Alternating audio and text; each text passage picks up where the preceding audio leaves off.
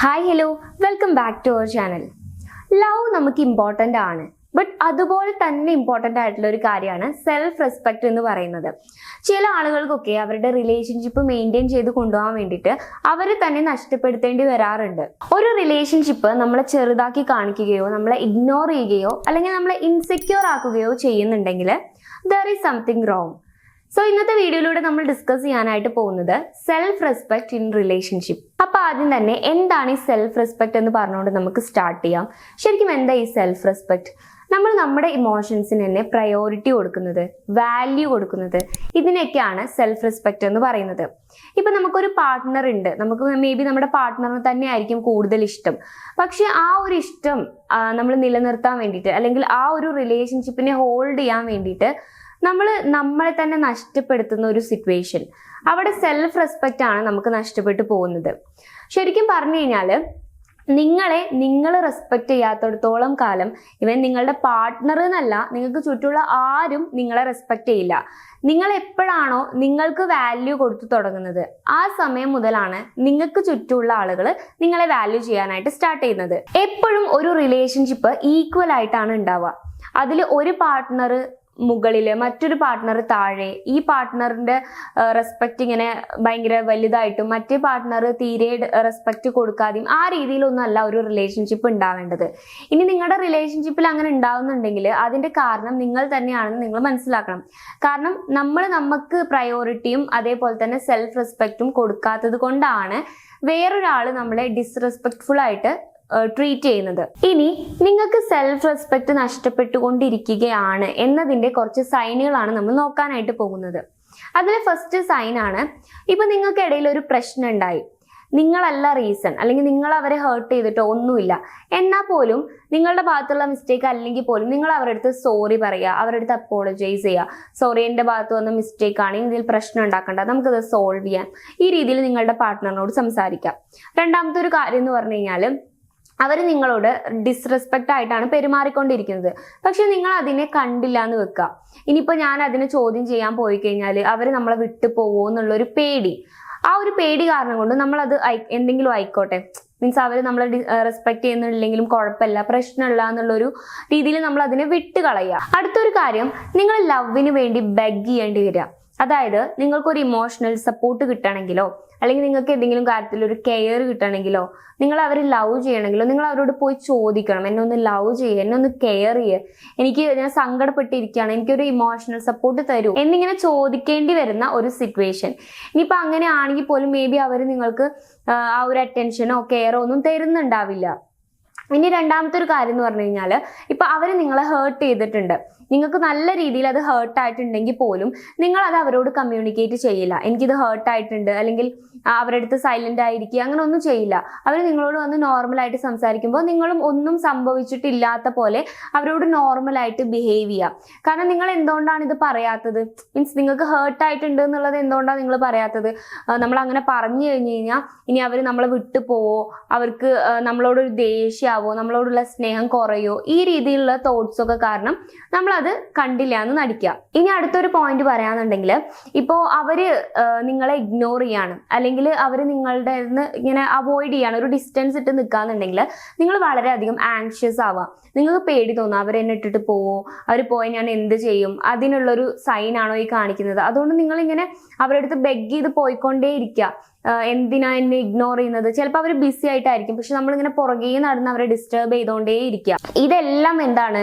നമ്മളുടെ self respect നമുക്ക് നഷ്ടപ്പെട്ടുകൊണ്ടിരിക്കുന്നു എന്നതിന്റെ സൈനുകളാണ്. ഇനി അടുത്തതായിട്ട് നമ്മൾ നോക്കാൻ പോകുന്നത്, എന്തുകൊണ്ടായിരിക്കും ആളുകൾ ലവിന് വേണ്ടിയിട്ട് സെൽഫ് റെസ്പെക്റ്റിനെ കോംപ്രമൈസ് ചെയ്യുന്നതെന്നാണ്.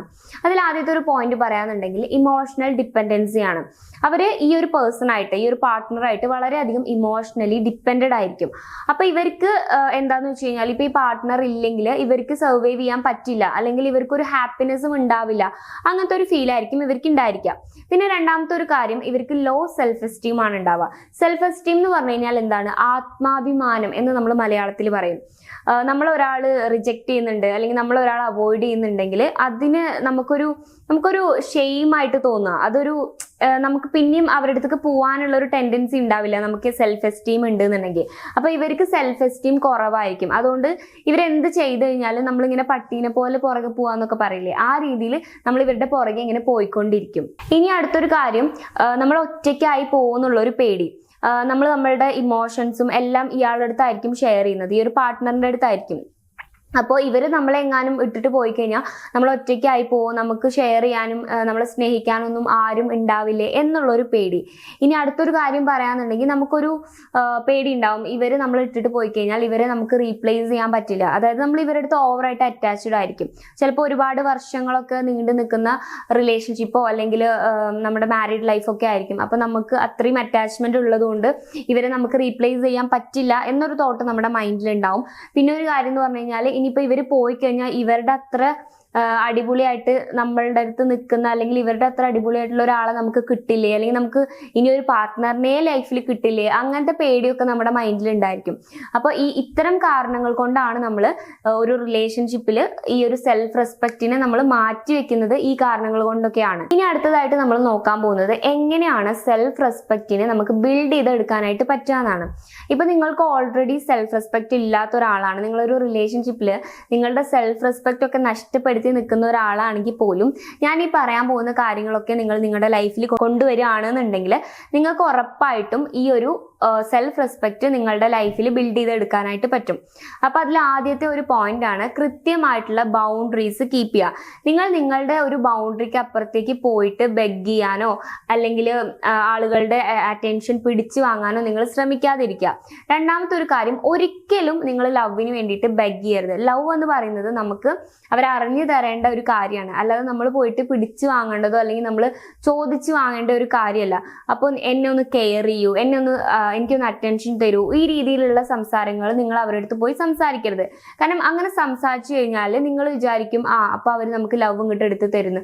പക്ഷെ അത് നിങ്ങളുടെ വെറും തെറ്റായ ഒരു ധാരണ മാത്രമാണ്. കാരണം നമ്മൾ ചോദിക്കും തോറും നമ്മളുടെ ഒരു വാല്യൂ ആണ് നമ്മൾ അവിടെ നഷ്ടപ്പെടുത്തിക്കൊണ്ടിരിക്കുന്നത്. നമുക്ക് അവരുടെ അടുത്തുള്ള ഒരു ഇമേജ് അത് പോയിക്കൊണ്ടിരിക്കുകയാണ്.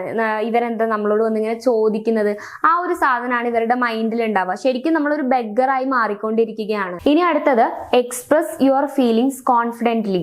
അതായത് നിങ്ങൾക്ക് ഒരു കാര്യം ഹേർട്ടായി അല്ലെങ്കിൽ അവർ പറഞ്ഞിട്ടുള്ള ഒരു കാര്യം നിങ്ങളെ വേദനിപ്പിച്ചു എന്നുണ്ടെങ്കിൽ നിങ്ങൾ പിന്നെ അവർ നോർമലായിട്ട് വന്ന് സംസാരിക്കുന്ന സമയത്ത് അവരുടെ അടുത്ത് നോർമലായിട്ട് സംസാരിക്കാൻ പോകരുത്. നിങ്ങൾക്ക് ആ ഹേർട്ടായിട്ടുണ്ട് എന്നുള്ളത് നിങ്ങൾ അവരെ അറിയിക്കണം. ഒന്നെങ്കിൽ നിങ്ങൾ വെർബലി അവരുടെ അടുത്ത് കമ്മ്യൂണിക്കേറ്റ് ചെയ്യുക, അല്ലെങ്കിൽ നിങ്ങൾ സൈലന്റ് ആയിട്ട് ഇരിക്കുക. അവർ ചോദിക്കുന്നവരെ നിങ്ങൾക്ക് സൈലന്റ് ആയിട്ട് ഇരിക്കാം. ചോദിക്കുന്ന സമയത്ത് നിങ്ങൾ ഈ കാര്യം പറയുക, അല്ലെങ്കിൽ നിങ്ങൾ അവരുടെ അടുത്ത് ഓപ്പൺ ആയിട്ട് കമ്മ്യൂണിക്കേറ്റ് ചെയ്യുക. എനിക്ക് നിങ്ങൾ ഈ പറഞ്ഞ കാര്യം ഹേർട്ട് ആയിട്ടുണ്ട്, അപ്പോൾ ഇതിനൊരു സൊല്യൂഷൻ ഉണ്ടാക്കാതെ എനിക്ക് നോർമലായിട്ട് നിൽക്കാൻ പറ്റില്ല എന്നുള്ള നിങ്ങളുടെ ആ ഒരു സ്റ്റാൻഡ് നിങ്ങൾ വെളിപ്പെടുത്തുക. അടുത്തൊരു കാര്യം എന്ന് പറഞ്ഞു കഴിഞ്ഞാൽ, നിങ്ങൾ നോ പറയാനായിട്ട് പഠിക്കുക. നിങ്ങളിപ്പം നിങ്ങളുടെ പാർട്ട്ണർ വന്നിട്ട് നിങ്ങളുടെ അടുത്ത് എന്തെങ്കിലും ഒരു കാര്യം ആവശ്യപ്പെടുമ്പോൾ നിങ്ങളെ കൊണ്ട് ചെയ്യാൻ പറ്റാത്ത കാര്യമാണെങ്കിൽ പോലും അവരെന്ത് വിചാരിക്കും, അല്ലെങ്കിൽ നമ്മളിത് ചെയ്തു കൊടുത്തിട്ടില്ലെങ്കിൽ അവർക്ക് നമ്മളോടുള്ള ഒരു ഇഷ്ടം കുറയോ എന്നൊക്കെ ഉള്ള ഒരു പേടി കാരണം കൊണ്ട് നമ്മൾ എത്ര റിസ്ക് എടുത്തിട്ടാണെങ്കിലും ആ കാര്യങ്ങളൊക്കെ നമ്മൾ ചെയ്തു കൊടുക്കാറുണ്ട്. ഇറ്റ്സ് ഓക്കെ, അത് ചെയ്തു കൊടുക്കുന്നതിൽ കുഴപ്പമുണ്ട് എന്നല്ല പറയുന്നത്. പക്ഷെ നിങ്ങൾക്ക് ചെയ്ത് കൊടുക്കാൻ പറ്റാത്തൊരു കാര്യമാണെങ്കിൽ നിങ്ങൾക്ക് നോ പറയാനുള്ള ഒരു ഫ്രീഡം അല്ലെങ്കിൽ നോ പറയാനുള്ള ഒരു കോൺഫിഡൻസ് നിങ്ങൾ കാണിക്കണം. നിങ്ങൾക്ക് ചെയ്യാൻ പറ്റുന്ന കാര്യമാണെങ്കിൽ നിങ്ങൾക്ക് യെസ് പറയാം, അല്ല നിങ്ങൾക്ക് ചെയ്യാൻ പറ്റാത്തൊരു കാര്യമാണെങ്കിൽ അവിടെ നോ പറയാനുള്ള ഒരു ധൈര്യം നിങ്ങൾ എന്തായാലും കാണിക്കണം. ഇനി അടുത്തൊരു കാര്യം എന്ന് പറഞ്ഞു കഴിഞ്ഞാൽ, ഇപ്പോൾ ആവശ്യമാണെങ്കിൽ ഇപ്പോൾ ഒരു റിലേഷൻഷിപ്പിൽ നിങ്ങൾക്ക് ഒട്ടും നിങ്ങൾ ഹാപ്പി അല്ല, ഒട്ടും നിങ്ങളെ റെസ്പെക്ട് ചെയ്യുന്നില്ല, അങ്ങനെ ഒരു റിലേഷൻഷിപ്പാണ്, നിങ്ങൾ അതിലിങ്ങനെ തൂങ്ങി നിൽക്കുകയാണ്, നിങ്ങൾ മാത്രം എഫേർട്ട് ഇട്ടിട്ട് നിങ്ങൾ അതിനിങ്ങനെ ഹോൾഡ് ചെയ്ത് വെച്ചിരിക്കുകയെന്നുണ്ടെങ്കിൽ നിങ്ങൾ അതിൽ നിന്നും ഇറങ്ങി പോരാനുള്ള ഒരു ധൈര്യം നിങ്ങൾക്ക് ഉണ്ടായിരിക്കണം. അതിനുള്ള ഒരു കോൺഫിഡൻസ് നിങ്ങൾ ഉണ്ടാക്കി എടുത്തിട്ടുണ്ടാവണം. കാരണം അവർക്ക് ആവശ്യമില്ലെങ്കിൽ നമ്മൾ അവിടെ ഇങ്ങനെ തൂങ്ങി നിൽക്കേണ്ട ആവശ്യമില്ല. സോ അതിനുള്ള ഒരു കോൺഫിഡൻസ് നിങ്ങൾക്ക് കിട്ടണം എന്നുണ്ടെങ്കിൽ നിങ്ങളിൽ ആ ഒരു സെൽഫ് റെസ്പെക്റ്റ് ഉണ്ടായിരിക്കണം. ഇനി ഈ ഒരു വീഡിയോയിൽ നിന്ന് നിങ്ങൾ മനസ്സിലാക്കേണ്ടത്, ഒരു റൈറ്റ് പേഴ്സൺ ഒരിക്കലും നിങ്ങളെ ചെറുതാക്കി കാണിക്കുകയോ അല്ലെങ്കിൽ നിങ്ങളെ ഡിസ്റെസ്പെക്ട് ചെയ്യുകയോ നിങ്ങളെ ഇഗ്നോർ ചെയ്യുക, നിങ്ങളെ ഇൻസെക്യൂർ ആക്കുക, ഇങ്ങനെയൊന്നും ചെയ്യില്ല. അങ്ങനെ നിങ്ങൾ ഒരു റിലേഷൻഷിപ്പിൽ ഫേസ് ചെയ്യുന്നുണ്ടെങ്കിൽ ഒരു പരിധി വരെ അതിന് കാരണം കാരണം നിങ്ങൾ തന്നെയാണ്. നിങ്ങൾ നിങ്ങളുടെ സെൽഫ് റെസ്പെക്ട് കളഞ്ഞ് ആ റിലേഷൻഷിപ്പിൽ നിൽക്കുന്നത് കൊണ്ടാണ് ഇതൊക്കെ നിങ്ങൾക്ക് ഫേസ് ചെയ്യേണ്ടി വരുന്നത്. അപ്പൊ നിങ്ങൾ ആദ്യം പ്രയോറിറ്റൈസ് ചെയ്യേണ്ടത് നിങ്ങളെയാണ്. അതിനുശേഷം മാത്രം ബാക്കിയുള്ളവർക്ക് പ്രയോറിറ്റി കൊടുക്കുക. നിങ്ങളുടെ ഇമോഷൻസിനാണ് നിങ്ങൾ ആദ്യം വാല്യൂ കൊടുക്കേണ്ടത്. അപ്പോഴാണ് നിങ്ങൾക്ക് സെൽഫ് റെസ്പെക്ട് ഉണ്ട് അല്ലെങ്കിൽ സെൽഫ് എസ്റ്റീം ഉണ്ട് എന്ന് നമുക്ക് പറയാനായിട്ട് പറ്റുന്നത്. സോ ഈ ഒരു വീഡിയോ നിങ്ങൾക്ക് യൂസ്ഫുൾ ആയെന്ന് വിശ്വസിക്കുന്നു. നിങ്ങൾക്ക് വീഡിയോ ഇഷ്ടമാണെങ്കിൽ ലൈക്ക് ചെയ്യുക, നിങ്ങളുടെ ഒപ്പീനിയൻസ് താഴെ കമന്റ് ബോക്സിൽ കമന്റ് ചെയ്യുക, ചാനൽ സബ്സ്ക്രൈബ് ചെയ്യുക. നിങ്ങൾക്ക് കൗൺസിലിംഗ് റിലേറ്റഡ് ആയിട്ടുള്ള എന്തെങ്കിലും സർവീസുകൾ ആവശ്യമാണെങ്കിൽ സ്ക്രീനിൽ കാണുന്ന നമ്പറിൽ നിങ്ങൾക്ക് കോൺടാക്ട് ചെയ്യാവുന്നതാണ്. It's me Rashna signing of.